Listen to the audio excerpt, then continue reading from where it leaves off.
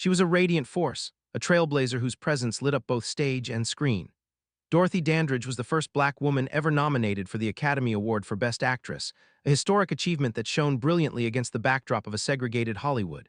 Yet behind the glamour and acclaim lay a relentless struggle as she navigated a world determined to limit her, striving for love, recognition, and respect, only to be met repeatedly with betrayal and disappointment. Her story shocked the world. A luminous career cut tragically short, a life ended under circumstances that still invite questions decades later, revealing the harsh cost of being a pioneer. Born in 1922, Dorothy's early life was shaped by her strict and devoutly religious mother, Ruby. Alongside her sister Vivian, she was thrust into performance as part of the Wonder Children, an upbringing that instilled discipline but left little room for personal freedom. As a teenager, she transitioned to the nightclub scene with the Dandridge sisters, captivating audiences with her magnetic charm and flawless singing voice.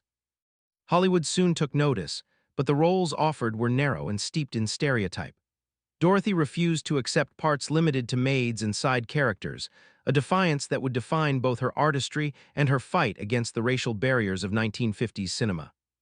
The defining moment came in 1954 with Carmen Jones. Under the direction of Otto Preminger, Dorothy delivered a performance that was fiery, sensual, and unforgettable. The role required an intensity she had to fight to claim, against a studio system that doubted a black woman could carry a major motion picture. Her Oscar nomination was historic, a beacon of hope for countless aspiring actors. Yet this pinnacle of achievement also marked the start of her professional struggles. Hollywood still saw her as an exception, denying her romantic leads opposite white co-stars and relegating her to smaller, less significant projects. At the same time, her personal life was in turmoil. Her first marriage produced a daughter, Lynn, who was born with severe brain damage, demanding care and resources that strained Dorothy emotionally and financially. Her second marriage to Jack Dennison brought further hardship, marked by abuse and financial manipulation.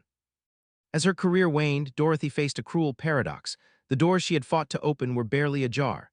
Despite international acclaim, she was often denied entry to the same hotels where she performed, a stark reminder of the prejudice she endured. Financial pressures mounted, compounded by the cost of her daughter's care and repeated betrayals by those closest to her. Her emotional and physical health deteriorated under the weight of these challenges.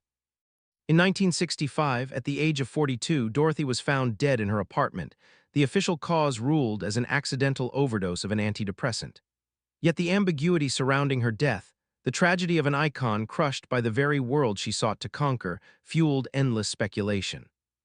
Her passing became a heartbreaking symbol of the impossible demands placed on black performers of her era. Dorothy had fought to be recognized as a woman, an artist, and an equal, but the systemic barriers she faced proved devastating. In the years since, her life has become both a cautionary tale and an enduring inspiration. Her courage and groundbreaking achievements paved the way for generations of black actresses, culminating decades later in Halle Berry's Oscar win, famously dedicated to Dorothy. Dorothy Dandridge's legacy endures not only in the brilliance of her performances, but as a poignant reminder of the immense sacrifice, resilience, and courage required to break Hollywood's color barrier.